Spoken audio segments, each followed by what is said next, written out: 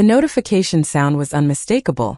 That specific chime Richard had programmed into his phone for important calls, the one I hadn't heard in 6 years. I froze mid-sentence during Sunday dinner, my fork suspended over the roasted chicken I'd spent the afternoon preparing. Across the table, my daughter-in-law Celeste fumbled with her phone, her face draining of color as she glanced at the screen. She silenced it quickly, too quickly, but not before I saw the name displayed in bold letters against the illuminated background. Richard Calloway. My husband. The man we'd buried in the spring of 2019. Before we jump back in, tell us where you're tuning in from. And if this story touches you, make sure you're subscribed because tomorrow, I've saved something extra special for you. My son Derek didn't notice, too absorbed in explaining his latest real estate acquisition to his younger sister Emma, who nodded politely while checking her own phone under the table. But I noticed everything. 38 years as a criminal defense attorney had trained me to observe the smallest details, the micro-expressions that revealed lies, the nervous gestures that preceded confessions. Celeste's reaction wasn't grief or confusion. It was panic. I set my fork down carefully, resuming my role as hostess with practiced ease. The dinner conversation continued around me, a soundtrack of normalcy that felt increasingly surreal. Celeste had recovered her composure, laughing at something Derek said, her hand resting possessively on his arm. They'd been married for 3 years, together for 2 before that. She'd entered our lives just 14 months after Richard's sudden heart attack, appearing at a charity fundraiser where Derek was networking. Beautiful, charming, and according to her carefully curated social media presence, devoted to family and philanthropic causes. I had welcomed her cautiously at first, protective of my son who'd been devastated by his father's death. Derek had worshipped Richard, followed him into commercial real estate development, sought his approval in every major life decision. Losing his father had left him unmoored, vulnerable in ways I recognized but couldn't quite reach through his grief. When Celeste came along with her warmth and enthusiasm, offering him stability and affection, I'd convinced myself to be grateful rather than suspicious. But Richard's name on her phone screen changed everything. The impossible made tangible by technology, raising questions I couldn't ignore even if I wanted to. After dessert, as Derek and Emma cleared the dishes with the easy teamwork of siblings, I excused myself to the bathroom. Instead, I slipped into my study, the room that had once been Richard's home office before I'd claimed it after his death. His presence still lingered here among the mahogany bookshelves and architectural drawings he'd never finished. I'd kept everything exactly as he'd left it, unable to dismantle the physical evidence of our 42-year marriage. I opened my laptop and navigated to our phone account, something I managed now that Richard was gone. Our family plan included Derek and Emma's lines, and since last year Celeste's as well. A gesture of inclusion Derek had requested, wanting his wife to feel fully part of our family. I'd agreed, never imagining I'd be using that access to investigate her now. The call logs loaded slowly, each second stretching as I heard laughter from the dining room. There it was. Multiple calls over the past 8 months from Richard's old number. The one I'd kept active because I couldn't bear to disconnect it. Dozens of them. Some lasting minutes, others just seconds. Text messages too, though I couldn't access their content without Celeste's device password. The earliest communication dated back to November of last year, nearly 10 months ago. My hands trembled slightly as I took screenshots, saving them to an encrypted folder I'd created years ago for sensitive case files. The lawyer in me knew documentation would be essential, whatever this turned out to be. The widow in me felt something crack open, a grief I'd carefully compartmentalized threatening to spill out with fresh intensity. Someone had been using Richard's phone number to contact my daughter-in-law. Either Celeste had somehow acquired his old phone, or she'd found a way to clone his number, or worst of all, she'd been in contact with Richard before he died and maintained access to his communications afterward. I heard footsteps in the hallway, Derek's voice calling out that they were heading home.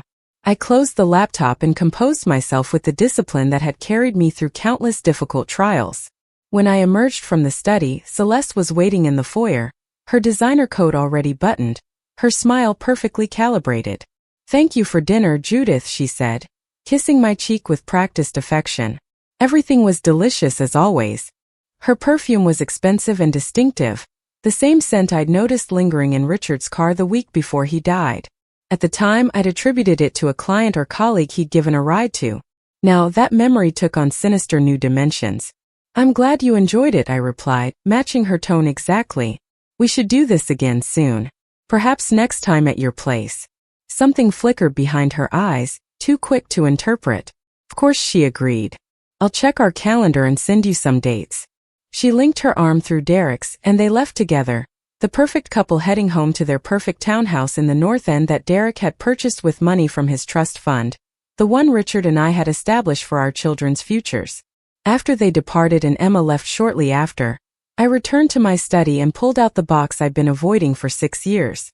Richard's personal effects from the hospital, his wallet, his wedding ring, his phone. I charged it periodically, unable to let it die completely, some irrational part of me feeling like maintaining its battery was maintaining a connection to him. Now I powered it on with purpose. The device came to life, and I navigated to his text messages with hands that had cross-examined murderers without shaking. The most recent conversations had been with me, with Derek, with business associates. But there was another thread, messages to and from an unsaved number that I recognized now as Celeste's.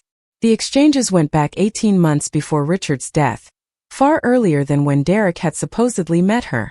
My brilliant husband, the man I trusted implicitly for over 4 decades, had been communicating with the woman who would later marry our son. The messages were careful, nothing explicitly romantic, but their frequency and timing suggested an intimacy that made my chest tighten. References to meetings, to conversations they'd had, to plans being made. The last message Richard had sent was 2 days before his heart attack. A simple text that read, "I need to tell Judith everything." Her response had been equally brief. "Let's meet first. We need to discuss the timing." I sat back in Richard's chair, the leather creaking in the silent house, trying to construct a narrative that made sense of these fragments. Had my husband been having an affair with Celeste before his death? Had she somehow engineered a relationship with Derek afterward, either out of genuine feeling or something more calculated? And why was Richard's number still active on her phone, receiving and making calls 6 years after he died? The questions multiplied, but one thing crystallized with absolute clarity. Whatever was happening, Celeste had inserted herself into our family under false pretenses. She'd hidden a prior connection to Richard, had concealed ongoing communications using his number, and had done so with such skill that none of us had suspected. My son had married a woman with secrets that reached back to his father's final days, possibly his final moments. I opened a new document on my laptop and began constructing a timeline, a skill I'd honed over decades of building legal cases. Every piece of evidence, every suspicious element, every unanswered question, laid out with the methodical precision that had won me a 73% acquittal rate in criminal trials. If Celeste thought she was dealing with a grieving widow too paralyzed by loss to fight back, she'd miscalculated badly. I'd spent my career dismantling carefully constructed lies and exposing the truth beneath. This would be no different. The work consumed me until nearly 3 in the morning, but by the time I finally closed my laptop, I had a clear picture of the gaps that needed filling. Bank records, phone records beyond what I could access through our family account, information about Celeste's life before she'd entered ours. Most importantly, I needed to know who was actually using Richard's phone number now and why. I had resources most people in my situation wouldn't, a network built over nearly 4 decades of legal practice, investigators I'd worked with on complex cases, forensic accountants who'd helped unravel financial crimes, technology experts who'd testified in my trials. Tomorrow, I would begin calling in favors, deploying the machinery I'd once used to defend the accused toward a very different purpose, protecting my son from whatever trap he'd walked into, and finding answers about my husband's death that I should have demanded 6 years ago. Sleep came fitfully, punctuated by dreams where Richard stood just out of reach, trying to tell me something I couldn't quite hear. When morning light filtered through the curtains, I woke with grim determination. The performance of normalcy could continue, Sunday dinners and pleasant family gatherings, but underneath I would be building a case as thoroughly as any I'd prepared for trial. Celeste had made one critical error. She'd revealed her secret in front of someone trained to recognize when things didn't add up, someone with the knowledge and resources to investigate, and someone with everything to lose if the truth stayed buried. I picked up my phone and sent a text to Marcus Chan, a private investigator who'd worked on at least 20 of my cases. Available for a consultation? Confidential matter. Personal, not professional. His response came within minutes. Always available for you, Judith. My office at 2? The first piece was in motion, and by evening, I'd have someone looking into Celeste's background with the thoroughness that had solved cases the police had given up on. I dressed for the day in one of my courtroom suits, armor that reminded me of my capabilities. Whatever I was about to uncover about my husband, my son's wife, and the 6 years of questions I'd left unasked, I would face it with the same courage I'd brought to every difficult trial. Richard used to say I was relentless in pursuit of truth. He'd meant it as a compliment then. I hoped he'd understand why I couldn't stop now, even if the truth shattered everything I'd believed about our life together. Preparing and narrating this story took us a lot of time, so if you are enjoying it, subscribe to our channel, it means a lot to us. Now back to the story. Marcus Chen's office occupied the 3rd floor of a converted brownstone in Bay Village, tucked between a yoga studio and an organic grocery. The space reflected its owner, efficient, understated, and meticulously organized. Marcus himself was in his mid-50s. A former Boston PD detective who'd gone private after a case I'd defended had revealed departmental corruption he'd been trying to expose from within. We'd become allies after that trial, mutual respect born from shared commitment to finding truth regardless of whose interests it served. He poured us both coffee from a French press, settling into the chair across from his desk with the patient attention I remembered from countless pre-trial meetings. "Talk to me, Judith," he said. "In 20 years of working with you, I've never seen you request a personal investigation." I laid out everything methodically. The phone call during dinner, the call logs showing months of communication, the text messages on Richard's phone revealing a connection to Celeste that predated her relationship with Derek, and the final exchange before his death. Marcus listened without interruption, taking occasional notes in his precise handwriting. When I finished, he sat quietly for a moment, processing. Finally, he spoke. "Several things concern me immediately. First, the timing of Richard's final message about telling you everything, followed by his death 2 days later. Second, Celeste's insertion into Derek's life so soon after Richard's passing. Third, the continued use of Richard's number long after his death. That takes technical sophistication and specific intent. Someone is actively maintaining that line of communication. Could it be fraud?" I asked. "Identity theft of some kind?" Marcus shook his head slowly. "The call logs you showed me indicate both incoming and outgoing calls. Someone is using Richard's number to make calls, not just receiving them. That's not standard identity theft. That's someone who has access to his actual account, or has cloned his number through his service provider." He leaned forward. "Judith, I need to ask a difficult question. Is there any possibility Richard is still alive?" The suggestion was so absurd I almost laughed, but Marcus's expression remained serious. "I was there when he died," I said flatly. "I held his hand in the hospital as his heart stopped. I identified his body. I scattered his ashes in Boston Harbor. Richard Calloway is dead." "Then someone wants others to believe otherwise, or at least wants to maintain the appearance of his continued existence for specific purposes," Marcus replied. "With your permission, I'd like to start with Celeste's background. Full workup, everything before she entered Derek's life. Employment history, previous relationships, family connections, financial records. Then I'll look into the phone number itself, trace its current activity and account management. Do whatever's necessary," I told him. "Derek is my priority.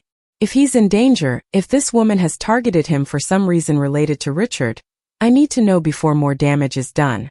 Marcus made several notes. "I'll also want to pull Richard's medical records from his final hospitalization, with your consent as his widow. If there's any possibility his death wasn't natural, any irregularities in his care or autopsy, we need to know. The timing of his final message is too convenient." The implication hung heavy between us. I'd never questioned Richard's death, never demanded a full autopsy. He'd had high blood pressure, some arterial concerns his doctor had been monitoring. A heart attack at 68 hadn't seemed suspicious, just devastating. But now, with Celeste's hidden connection and Richard's final message about revealing something to me, doubt crept in with cold persistence. How long until you have preliminary findings? I asked. Give me a week for the background check. The medical records and phone traces might take longer, depends on cooperation from the hospital and service provider, but I have contacts in both places. Marcus studied me carefully. Judith, are you prepared for what we might find? If Richard was having an affair, if there was financial impropriety, if his death wasn't natural, any of these truths will be difficult. I've spent my career dealing with difficult truths, I replied. This is no different. But Marcus knew me well enough to see through the professional facade. It's entirely different, and you know it, he said gently. This is your life, your marriage, your son. Whatever objectivity you've maintained in your cases won't be available here. I'm going to recommend something, and I want you to seriously consider it. Bring someone into your confidence. Not Derek, not yet, but someone who can provide support as we dig into this. Emma, perhaps? I considered this. My daughter was 34. A pediatric surgeon at Massachusetts General with her father's analytical mind and my instinct for reading people. Emma had been quieter about her grief when Richard died, processing privately while Derek's loss had been more visibly consuming. She'd met Celeste with polite reserve, never warming to her sister-in-law the way Derek had hoped. Emma sensed something off about Celeste from the beginning, I realized aloud. She never said anything explicitly, but she maintained distance. Always cordial, never close. Your daughter has good instincts, Marcus agreed. And if this situation escalates, if Celeste realizes she's being investigated, you'll need someone in the family who knows what's happening and can help protect Derek. I nodded slowly. I'll talk to Emma this week. But Derek stays in the dark until we have concrete information. He's too invested in this marriage, too vulnerable to the idea that Celeste might have ulterior motives. Telling him prematurely could drive him deeper into her influence. Marcus stood, signaling the end of our meeting but extending his hand with warmth. I'll start immediately. Check your secure email in 72 hours for an initial report. And Judith, be careful. If Celeste has gone to these lengths to embed herself in your family, she's dangerous. Don't underestimate her because she presents herself as harmless. I left his office with my mind already several steps ahead, planning conversations and strategies with the tactical thinking that courtroom battles required. My phone buzzed with a text from Derek. Mom, Celeste and I want to take you to lunch this weekend. Her choice of restaurant. She wants to do something special for you. The message felt calculated in a way I couldn't have articulated before yesterday, the studied casualness that masked manipulation. That sounds lovely, I replied. Saturday works well. Let me know the details. I could play this game as long as necessary, maintaining the facade of familial harmony, while investigating the woman who'd infiltrated our lives with lies that stretched back to my husband's final days.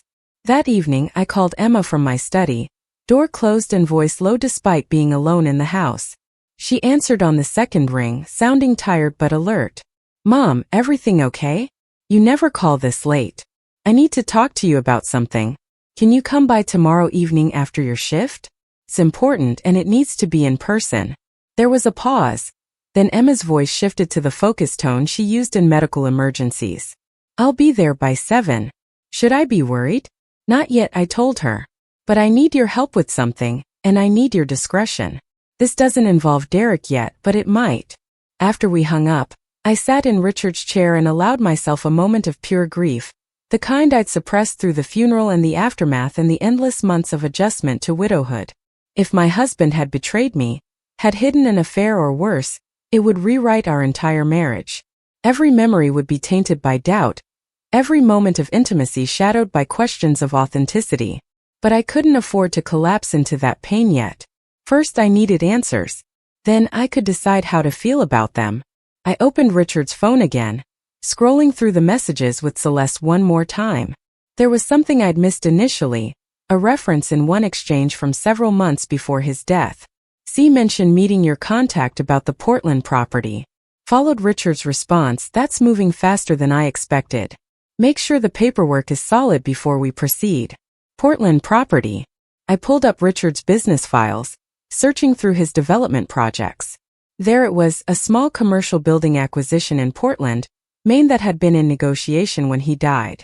The deal had fallen through afterward, the investors pulling out once Richard was no longer leading the project.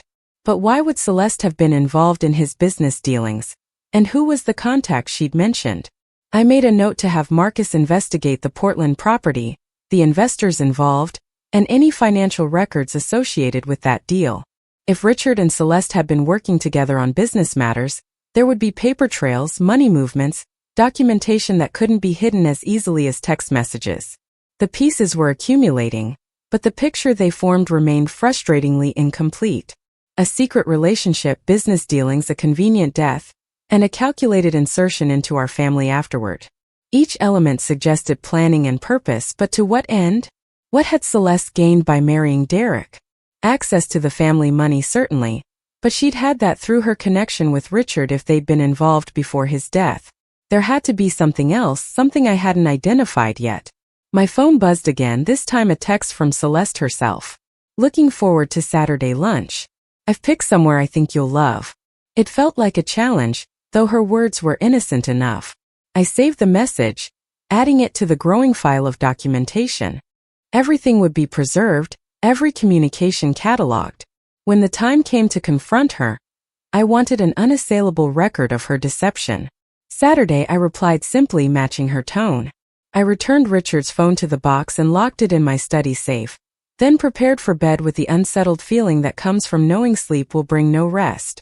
Somewhere in this city, Celeste was sleeping beside my son, her secrets intact, her position in our family seemingly secure. She didn't know yet that I'd seen through her mask, didn't realize the machinery of investigation was already turning. That ignorance was my advantage, the element of surprise that would allow me to build an unshakable case before she had a chance to cover her tracks or manipulate Derek further. As I finally drifted into uneasy sleep, Richard's face appeared in my mind, not as I'd last seen him in the hospital bed, but vibrant and alive, speaking words I couldn't quite hear. In the dream logic that felt more real than waking, he was trying to warn me about something, pointing toward a darkness I couldn't see. I woke before dawn with tears on my cheeks and an absolute certainty that whatever truth lay buried beneath Celeste's careful facade, it was worse than I'd imagined. And uncovering it would require every ounce of skill, courage, and determination I possessed. The investigation was no longer just about protecting Derek. It was about honoring Richard's final message, the truth he'd been trying to tell me before death silenced him forever. I owed him that much, even if what I discovered shattered my last illusions about our marriage. The truth, as I'd told countless clients over the years, was the only foundation worth building on. Everything else was just carefully constructed lies waiting to collapse. Emma arrived at my house exactly at 7, still in her scrubs with her hair pulled back in the practical bun she wore for surgery. She carried takeout from the Thai restaurant we both loved, a gesture that spoke to her expectation of a long conversation. My daughter had inherited Richard's ability to read situations quickly and prepare accordingly. I ordered enough for both of us, she said, setting the bags on my kitchen counter. You sounded like you hadn't eaten, and I know how you get when you're focused on something. She was right, of course. I'd barely touched food since Sunday dinner, too consumed by what I discovered to think about basic necessities. We ate in my study, the room that had become my war room over the past 48 hours. Emma sat in the leather armchair that had been her favorite spot as a teenager when she'd come to Richard for advice about medical school applications. Now she watched me with the same focused attention she brought to complex diagnoses, waiting for me to explain why I'd summoned her. I showed her everything. The phone notification during dinner, the call logs, the text messages between Richard and Celeste, the timeline I'd constructed, and finally my meeting with Marcus Chan. Emma absorbed it all silently, her expression shifting from confusion to shock to something harder and more analytical. When I finished, she set down her untouched pad thai and spoke with surgical precision. Celeste knew Dad before she met Derek. They were communicating regularly for at least 18 months before Dad died. Dad's last message suggests he was planning to reveal something to you, something Celeste wanted to discuss timing on. 2 days later, he's dead from what was ruled a natural heart attack. 14 months after his death, Celeste conveniently meets Derek at a charity event and initiates a relationship. 3 years later, she's embedded in our family with access to Derek's trust fund and full knowledge of our financial situation. She paused, her medical training evident in how she laid out the facts like symptoms leading to a diagnosis. Mom, this isn't coincidence. This is premeditation. That's what I believe, but I need proof before I can bring this to Derek. He's completely devoted to her. If I accuse her without concrete evidence, it could destroy my relationship with him. Emma nodded slowly, understanding the delicate balance required. What does Marcus think? That Celeste is dangerous and sophisticated. That the continued use of Richard's phone number indicates technical capability and specific intent. That we need to proceed carefully because if she realizes she's being investigated, she might escalate or disappear. I leaned back in my chair, exhaustion suddenly overwhelming. Emma, I need to ask you something and I need you to be completely honest. Did you ever suspect anything about Celeste? Any indication that she wasn't who she claimed to be? Emma stood and moved to the window, looking out at the garden that had been Richard's pride. When I first met her, I thought she was too perfect, she said quietly. Too attentive to what each of us wanted to hear, too skilled at becoming whatever the moment required. I watched her with Derek at family gatherings, and it felt performative, like she was playing a role rather than being authentic. She turned back to face me, but I convinced myself I was being unfair, that I was holding her to impossible standards because I was protective of Derek after Dad died. I thought my instincts were wrong. They weren't, I said. Trust them now. I need you to help me with something that Marcus can't do. You have access to medical record systems through the hospital. I need to know everything about Dad's final hospitalization, his treatment, the circumstances of his death, anything that might have been overlooked or dismissed as natural progression. Emma's expression shifted to something I recognized from her childhood, the determined look she got when facing a challenge she refused to back down from. I can access Dad's records through the medical records department. As family and as a physician, I have legitimate cause to request a comprehensive review. She pulled out her phone and made notes. What else do you need from me? Maintain appearances with Celeste. We're having lunch with her and Derek on Saturday. I need you there as well. Make an excuse to join us, say you want to spend time with family. Watch her reactions, look for inconsistencies in her stories. You're trained to observe details that others miss. That skill applies beyond medicine. Emma agreed immediately, her loyalty to family overriding any hesitation about the deception required. Over the next 72 hours, I maintained my routine with meticulous normalcy. I attended a legal conference, met with former colleagues, even played bridge with my regular group on Thursday afternoon. But underneath the facade, I was waiting for Marcus's initial report with an intensity that made concentration difficult. It arrived via encrypted email exactly when promised, late Friday evening. The report was comprehensive, nearly 40 pages of documented research into Celeste Morgan, or rather, the woman who'd presented herself as Celeste Morgan. Marcus had uncovered layers of fabrication that were stunning in their thoroughness. The woman Derek had married had constructed an entirely false identity beginning approximately 6 months before she'd supposedly met him. Her claimed background included a childhood in Seattle, undergraduate degree from University of Washington, and a career in nonprofit management. None of it was verifiable. The university had no record of her attendance. The nonprofits she'd listed as former employers had never heard of her. Her social media presence, which seemed to go back years, had been created in a concentrated period using backdated posts and fabricated photographs. But Marcus had found something more disturbing. Using facial recognition software and deep database searches, he'd identified the woman calling herself Celeste Morgan. Her real name was Catherine Voss, and she had a criminal record in Oregon under that name. Fraud, identity theft, and conspiracy charges from 8 years ago that had resulted in a plea deal and 3 years probation. The charges involved targeting elderly investors through romance scams, gaining their trust, and then systematically draining their accounts. The Portland property Richard had been negotiating suddenly made terrible sense. Catherine had likely been running a long game on my husband, positioning herself as a business contact or consultant, working her way into his confidence over months. The text messages I'd seen were probably just the visible edge of a much deeper manipulation. Richard's final message about telling me everything suggested he'd discovered her real identity or intentions, that he'd been preparing to expose her and extract himself from whatever situation she'd engineered. Then he'd died, conveniently cutting off that revelation and any testimony he might have provided about her activities. Marcus's report included a detailed financial analysis showing unusual withdrawals from Richard's business accounts in the months before his death. Amounts that weren't large enough to trigger immediate alarm, but that collectively totaled nearly $400,000. The money had been moved through several shell companies, eventually disappearing into offshore accounts Marcus was still trying to trace. Catherine Voss had stolen from my husband while manipulating him, and when he'd threatened to expose her, she'd found a way to silence him. Then she'd pivoted, using whatever information she'd gathered about our family during her time deceiving Richard to target Derek. She'd engineered their meeting, constructed a persona that would appeal to him, and positioned herself to access not just his trust fund but potentially the larger family estate I controlled. I read the report 3 times, each pass revealing new depths to her deception. The woman sleeping beside my son was a convicted criminal who'd served time for exactly the kind of systematic fraud she was perpetrating on our family. The question that haunted me through a sleepless Friday night was whether she'd simply exploited Richard's heart condition, or whether she'd actively caused his death. Saturday morning, Emma called with news that made my blood run cold.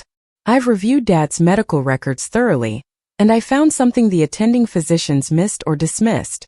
Dad's symptoms before his heart attack were consistent with digitalis toxicity. Elevated potassium, cardiac arrhythmia, visual disturbances he complained about in the days before. Digitalis is derived from foxglove plants, and in the right doses, it can trigger fatal cardiac events that mimic natural heart attacks. Can you prove he was poisoned? I asked, though I already knew the answer. Emma's silence confirmed my suspicion. Not definitively. Digitalis is metabolized quickly, and nobody was looking for it during his autopsy because there was no reason to suspect foul play.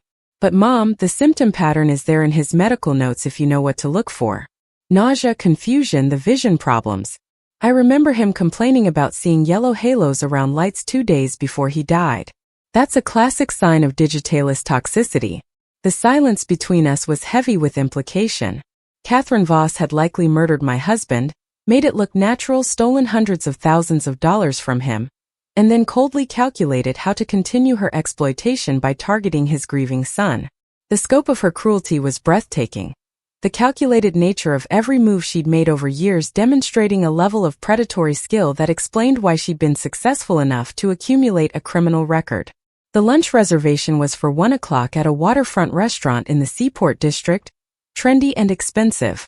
I arrived early and selected a table near the windows with clear sightlines, positioning myself with the instincts honed from decades of courtroom strategy. Emma appeared 15 minutes later, having texted Derek that morning about wanting to join the family lunch. Derek and Catherine arrived together, his arm around her waist in a gesture of possession that would have been sweet if I didn't know what I now knew about the woman accepting his affection. Catherine looked radiant in a designer dress that had probably been purchased with money stolen from our family. She greeted Emma and me with warm hugs, playing the devoted daughter-in-law with practiced perfection. Throughout lunch I watched her with new eyes, seeing the calculation beneath every smile, the manipulation underlying every carefully chosen word. She asked about my work, expressed interest in Emma's latest surgery, touched Derek's hand with seemingly genuine affection. It was a masterclass in deception, but I'd spent 40 years cross-examining liars, learning to spot the microscopic tells that revealed truth beneath performance. Catherine had several. A slight tension around her eyes when certain topics arose, a fraction of a second delay before responding to unexpected questions, the way her fingers tightened on her water glass when Emma mentioned memories of Richard. She was good, but she wasn't perfect. And now that I knew what to look for, the cracks in her facade were visible. I ordered the seafood risotto, the same dish Richard always got at waterfront restaurants, and watched Catherine's reaction carefully. She paled slightly, just for a moment, before recovering with a comment about how that had been a favorite of my husband's. "How did you know that?" I asked pleasantly, as if making casual conversation. "Derek only mentioned it recently," she replied smoothly. "He was telling me about family traditions." But Derek had never known about Richard's preference for seafood risotto at waterfront restaurants. It was a small intimacy from our marriage, the kind of detail only someone who dined with Richard personally would know. Catherine had revealed knowledge she shouldn't possess, a tiny crack in her constructed identity. I filed it away with everything else, building my case piece by piece. As lunch concluded and Derek excused himself to take a business call, Catherine leaned toward Emma and me with a conspiratorial smile. I wanted to talk to you both about something. Derek and I are planning to expand our family soon. We've been discussing having a baby, and I know how important grandchildren are to you, Judith. The timing felt strategic, an attempt to further cement her position in our family, before I could unravel her deceptions. A grandchild would create permanent ties, legal and emotional bonds that would make removing her from our lives infinitely more complicated. That's wonderful news, I said, matching her tone while my mind raced. Have you discussed timing? Oh, we're thinking within the next year, Catherine replied. Derek is so excited about becoming a father. He'll be wonderful at it, Emma said carefully, though I hope you're both prepared for how much work infants require. My daughter was stalling, buying time for whatever move we would make next.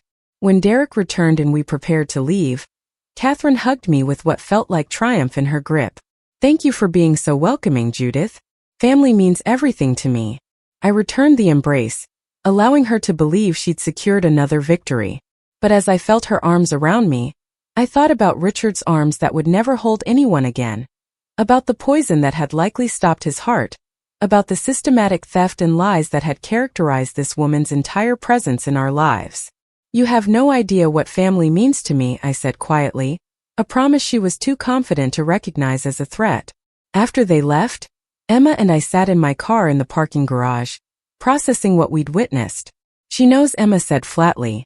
Maybe not that we've investigated her specifically, but she's aware that you're not completely fooled. That comment about family, the pregnancy announcement now, it's all about securing her position before you can act. Then we need to move faster, I replied. I'm meeting with Marcus again on Monday. By then, he should have more information about the offshore accounts and the Portland property. We need to connect Catherine definitively to the stolen money, and we need evidence that Derek can't dismiss as circumstantial. Emma was quiet for a moment, then spoke with the gravity her medical training brought to difficult truths. Mom, even if we prove everything, even if we can demonstrate she's Catherine Voss and not Celeste Morgan, that she defrauded Dad and possibly killed him, Derek might not believe us. He's invested years in this relationship. The cognitive dissonance might be too much. He could choose denial over accepting that his marriage is built on murder and fraud. I know, I acknowledged the weight of that reality settling over me. But we have to try. He's my son, and he's in danger from a woman who's already killed once to protect her secrets. If she suspects we're getting too close, if she thinks Derek might discover the truth, she could hurt him too.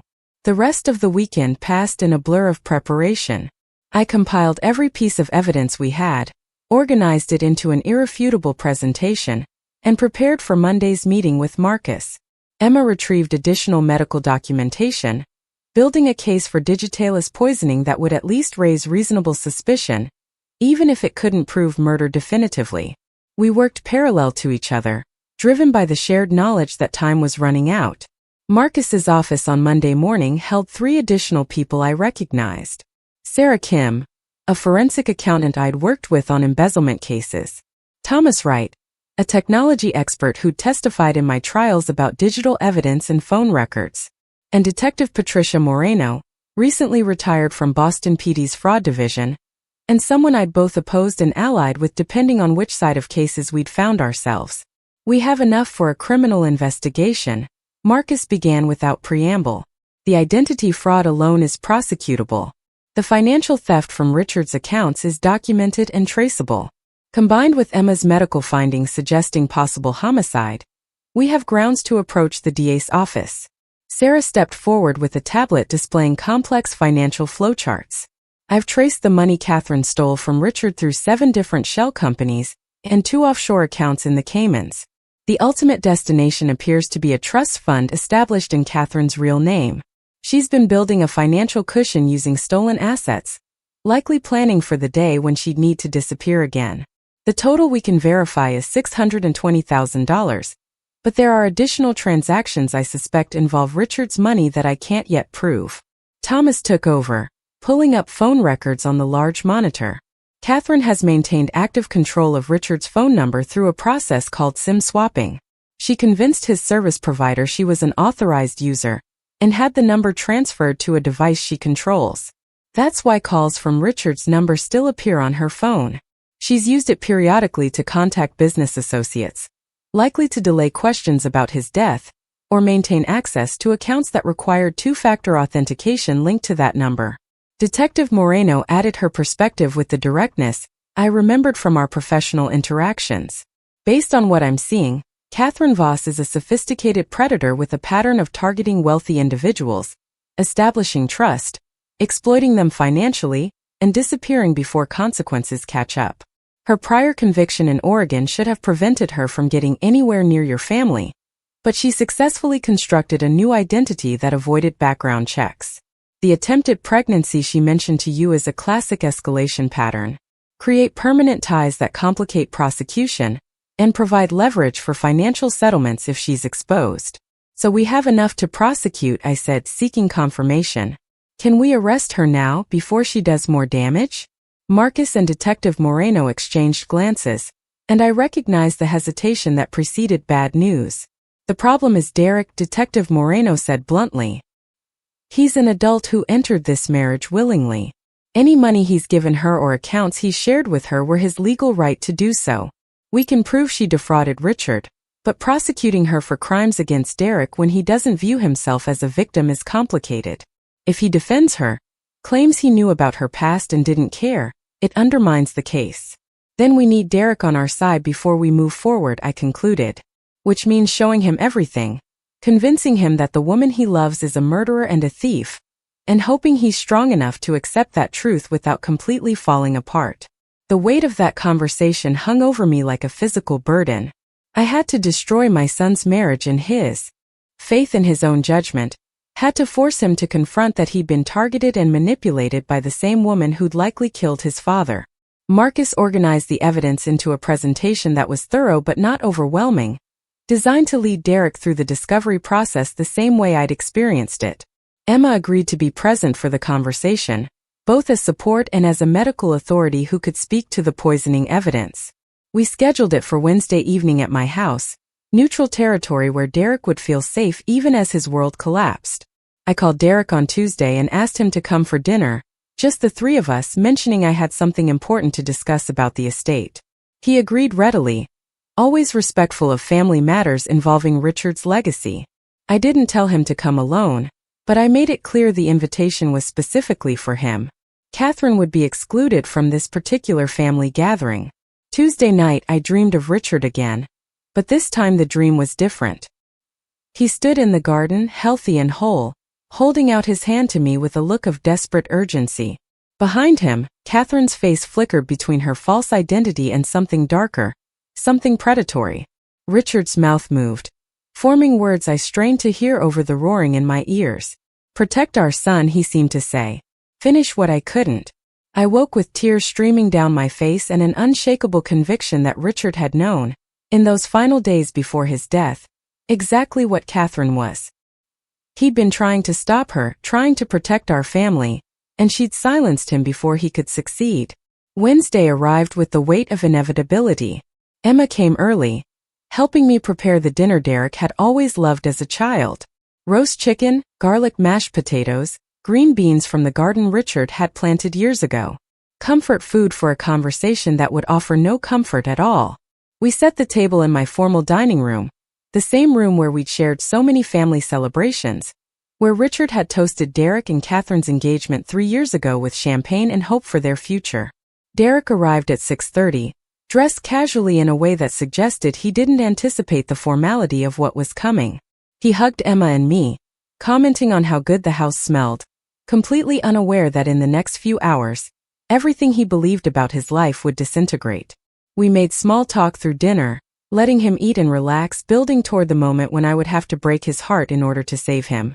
After dessert, when the dishes were cleared and coffee was poured, I set the folder on the table between us. Derek, I said, keeping my voice steady through sheer force of will, I need to tell you something about Celeste. Something I've discovered about who she really is and what she's done to this family. The name was deliberate, using her false identity before revealing the truth beneath it. My son looked at me with confusion and the first stirrings of defensive anger. Mom, if this is about your concerns regarding our marriage, I've told you before that Celeste and I are happy. Whatever reservations you have, I asked, hoping confusion might override immediate resistance. Just listen to what I have to say. Look at the evidence I've gathered. If I'm wrong, you can tell me so, and I'll apologize for wasting your time. But if I'm right, if what I've learned is accurate, then you're in danger from a woman who isn't who she claims to be. Derek's jaw tightened with the stubborn resistance he'd shown since childhood when challenged about something he believed. Fine, he said. Show me what's so important that you're ambushing me with it at family dinner. Emma reached across the table and took his hand, and something in her expression must have communicated the gravity of what was coming because Derek's resistance wavered slightly. I opened the folder and began walking him through Catherine Voss's real identity, the criminal record, the fraudulent background she'd constructed. Each piece of evidence was met with denial, with explanations and justifications that grew increasingly desperate as the documentation accumulated. When I showed him the text messages between Richard and Catherine from before they'd supposedly met, Derek went pale. That's not possible, he whispered. Dad never mentioned knowing her. They met after he died. She told me about the charity event where we first connected. Emma spoke then, her medical training giving her words clinical authority. Derek, I need to tell you something about Dad's death. I've reviewed his medical records, and there are indications he may have been poisoned. The symptoms he exhibited in the days before his heart attack are consistent with digitalis toxicity. Combined with the evidence Mom has gathered about Catherine's identity and her criminal history, there's substantial reason to believe Dad was murdered. The word hung in the air like a physical presence. Derek stood abruptly, knocking his chair backward, his face cycling through emotions too rapidly to track. You're telling me Celeste killed Dad? That she poisoned him and then, what, deliberately sought me out to continue some kind of long-term con? You sound insane. Both of you sound completely insane. I stood as well, keeping my voice calm despite the urgency pounding through me. I know how this sounds. I know it's nearly impossible to accept. But look at the evidence, Derek. Really look at it. The woman you married isn't Celeste Morgan.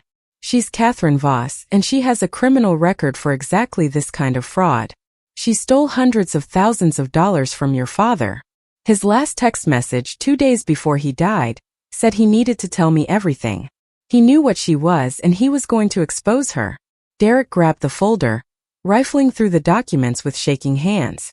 The facial recognition results, the criminal records, the financial transactions, all of it laid out with the thoroughness that 40 years of legal practice had taught me.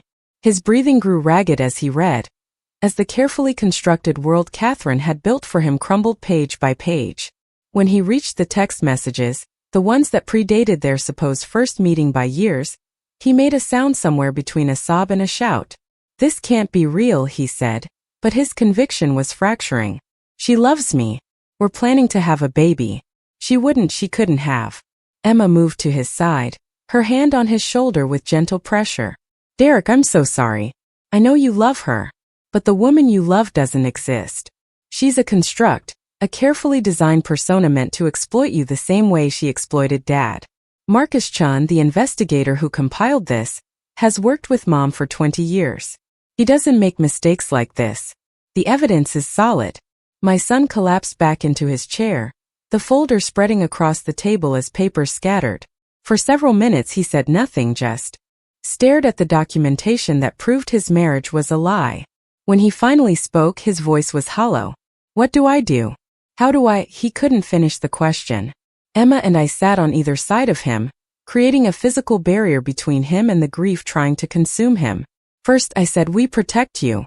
We document everything, we work with law enforcement, and we make sure Catherine can't hurt you or take anything more from this family. Then, when the immediate crisis is handled, we help you heal from this. But Derek, we need your cooperation. We need you to act normally around her until we have everything in place for her arrest. Can you do that? He looked at me with Richard's eyes, filled with the same pain I'd carried since Sunday dinner when Catherine's phone had first revealed the impossible. I don't know if I can pretend, he admitted. I don't know if I can look at her and not see everything you've just told me. You don't have to pretend long, Emma assured him. Just a few more days while the authorities finalize everything. After that, she'll be arrested, and you won't have to see her again unless you choose to. Derek nodded slowly, mechanically, a man moving through shock toward whatever came next. I should have seen it, he said.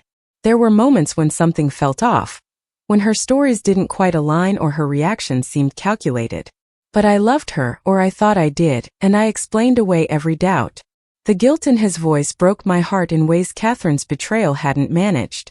"This isn't your fault," I told him firmly. "She's a professional. This is what she does, and she's been doing it long enough to be skilled at manipulation. Your father didn't see through her either until very close to the end, and he had 4 decades of business experience dealing with deception. You were vulnerable after losing him, and she exploited that vulnerability with calculated precision. Don't blame yourself for falling for something designed to be believable." We sat together in the ruins of Derek's marriage, drinking coffee that grew cold while papers covered in evidence of betrayal littered the dining table. Outside, night had fallen completely, my house an island of light in the darkness.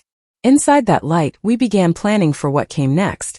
The steps that would remove Catherine Voss from our lives and hopefully see justice delivered for Richard's murder and the systematic theft she'd perpetrated against our family.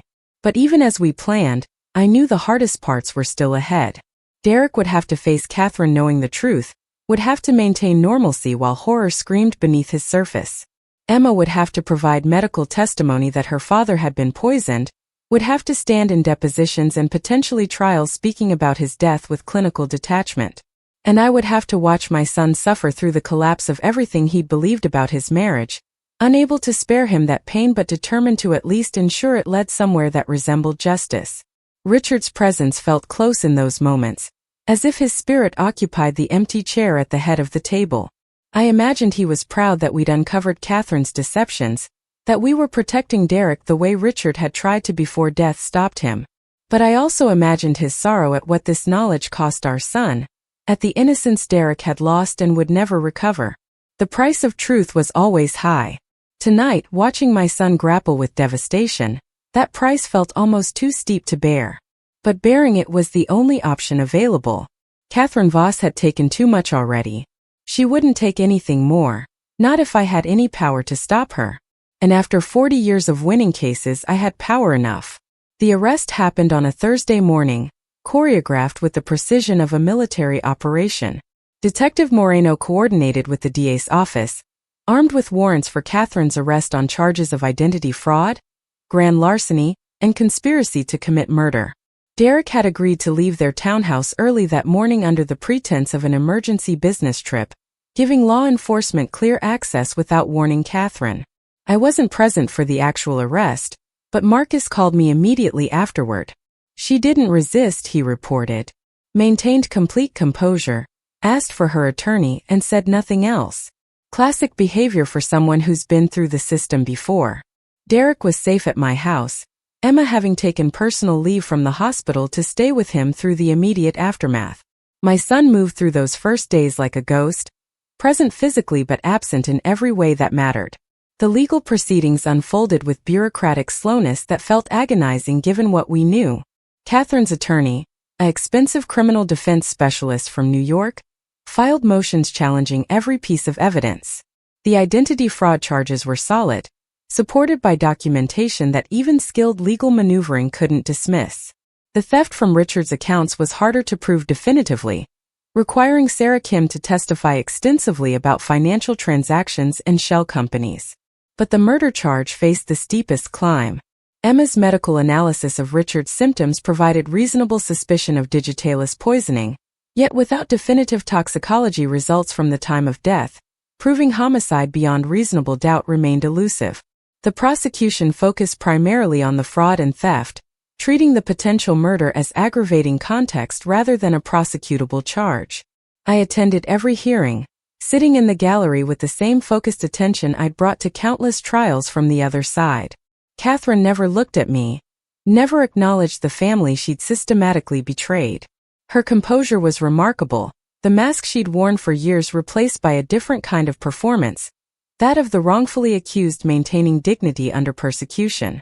Derek refused to attend, unable to face the woman who'd occupied his bed while plotting against his family. Instead, he moved through a structured routine Emma and I had helped establish. Therapy 3 times a week with a specialist in trauma and betrayal. Daily check-ins with either Emma or me. Gradual re-engagement with work as his cognitive capacity allowed. The divorce proceedings he'd initiated were straightforward given the criminal charges, though Catherine's attorney fought for financial settlements that were both absurd and enraging. 3 months after the arrest, I received an unexpected call from Catherine's attorney requesting a private meeting.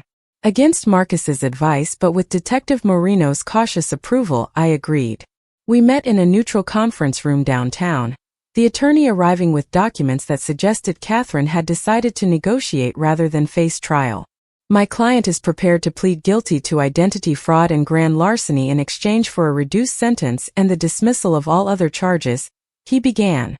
She'll also provide full restitution of stolen funds and agree to permanent restraining orders prohibiting contact with your family. In exchange, she requests that you don't pursue civil litigation beyond recovery of stolen assets, and that certain details about her relationship with your late husband remain sealed.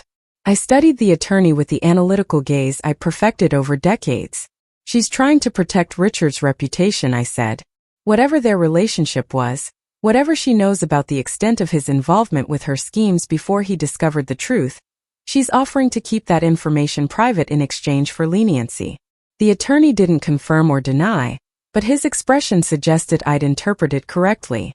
Some truths serve no purpose beyond causing pain to the living, he offered. Your husband is beyond harm from revelations. Your son has suffered enough. My client recognizes that cooperation serves everyone's interests better than a prolonged trial. I thought about Richard, about the final months of his life when Catherine had been weaving her web around him. Whatever had happened between them, whether genuine affection corrupted by her criminal nature or pure manipulation from the beginning, he'd recognize the danger eventually. His final message about telling me everything suggested he'd been prepared to accept consequences and embarrassment if it meant protecting our family. Keeping his secrets now felt like honoring that intention. I'll agree to the plea deal with modifications, I told the attorney. Full restitution plus interest and damages. Minimum sentence of 8 years, no possibility of early parole. Complete financial disclosure of all accounts and assets. And detailed testimony about her methods and planning that can help law enforcement identify and protect future potential victims.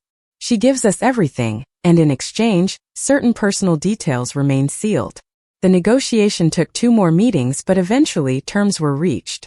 Catherine pled guilty to multiple fraud charges, receiving a 10-year sentence with eligibility for parole after 8. She provided comprehensive financial disclosure that allowed Sarah Kim to recover nearly all the stolen funds, including accounts we hadn't known existed.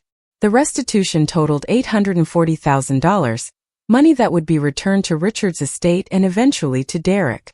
Most valuable was Catherine's detailed statement about her methods, a confession that read like a manual for sophisticated long-term fraud.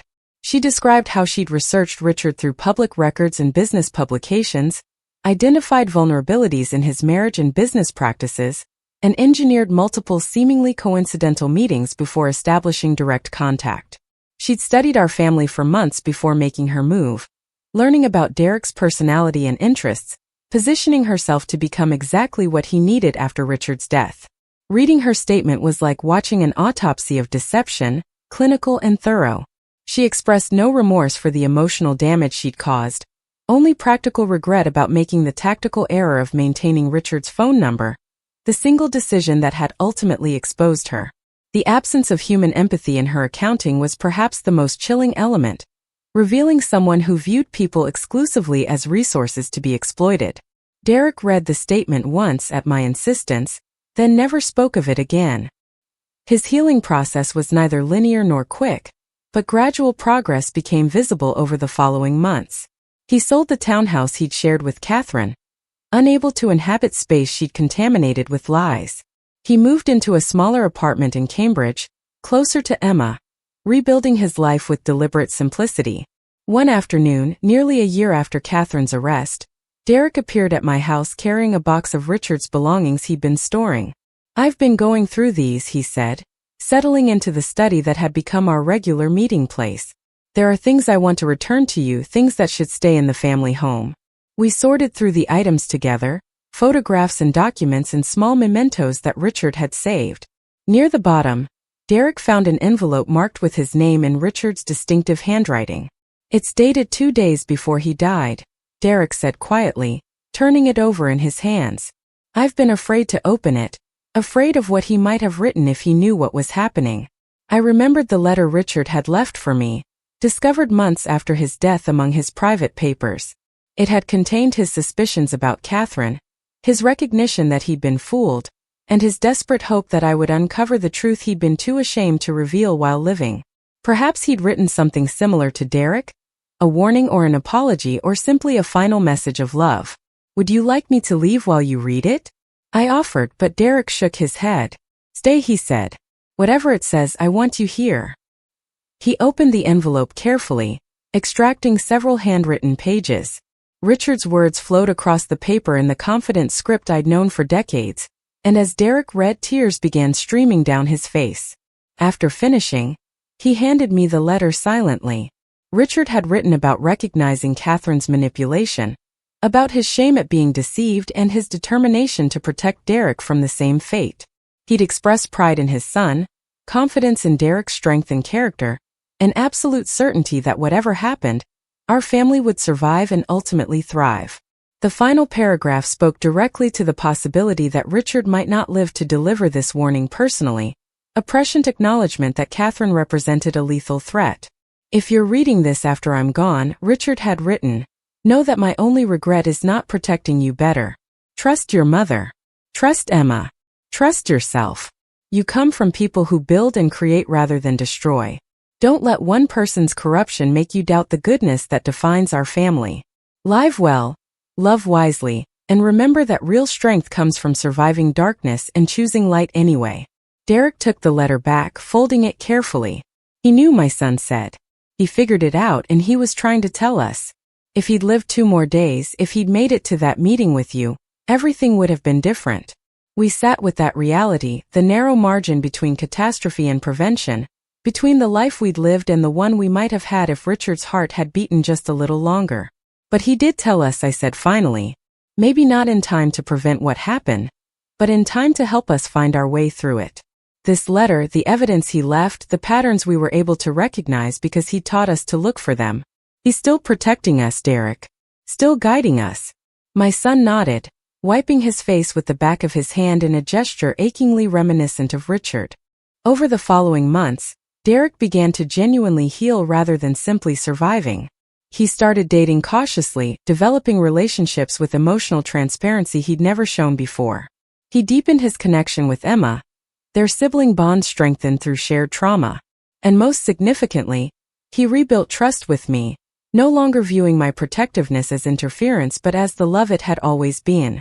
2 years after Catherine's arrest, on what would have been Richard's 70th birthday, we gathered in the garden he'd designed.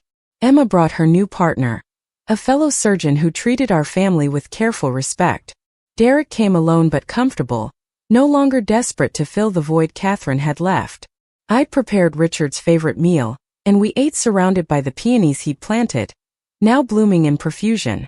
As evening settled and conversation drifted to memories of Richard, Derek raised his glass. To Dad, he said, who taught us that real love means protecting people even at personal cost, who showed us that admitting mistakes takes more courage than maintaining pretenses, and who left us the tools we needed to survive his absence. We drank to Richard's memory, to the lessons he'd imparted and the love he'd demonstrated through his final desperate attempts to warn us. Later, after Emma and her partner departed, Derek and I remained in the garden as stars emerged above. Thank you, he said quietly, for not giving up on me when Catherine had convinced me you were the problem, for investigating when it would have been easier to accept her performance, for being the kind of mother Dad knew I'd need after he was gone. I took his hand, this son I'd fought so hard to protect. You're my child, I replied simply. There's nothing I wouldn't do to keep you safe. He leaned his head on my shoulder, and we sat in companionable silence while the garden darkened around us. Somewhere in a federal prison, Catherine Voss served her sentence, diminished from the sophisticated predator she'd been to just another inmate counting days. Her attempts to manipulate the system, to charm guards and leverage other inmates, had reportedly been met with the indifference that awaited those whose tricks had been thoroughly exposed. She would age in that place, her beauty and charisma corroding behind bars, her crimes following her beyond release. But here, in Richard's garden with our son beside me, Catherine's shadow had finally receded. We'd survived her systematic cruelty, had emerged damaged but not destroyed, altered but not broken. The investigation that had begun with an impossible phone call had ended with justice delivered, and a family reconstructed on foundations of truth, rather than comfortable deception. Richard's flowers bloomed around us, cycles of growth and renewal that would continue long after we were gone. And in that continuity I found something approaching peace. We'd honored his memory by refusing to let his death remain unexplained and unavenged. We'd protected Derek by believing in truth even when belief was painful. We'd proven that love, real love, was stronger than manipulation, more enduring than lies. As Derek and I finally rose to go inside, I paused at the garden gate. Richard's presence felt particularly close in that moment, not as grief or loss but as gratitude. We'd finished what he'd started, had carried his warning across the barrier of death into action that saved our son. Whatever mistakes had marked our marriage, whatever vulnerabilities Catherine had exploited, Richard's final act had been pure protective love. That's what I chose to remember, that's what I would carry forward. The house welcomed us with familiar warmth, every room holding memories of a family that had faced darkness and chosen to keep walking toward light. Tomorrow would bring its own challenges and joys, but tonight we were together, protected, and finally free. Up next, you've got 2 more standout stories right on your screen. If this one hit the mark, you won't want to pass these up. Just click and check them out.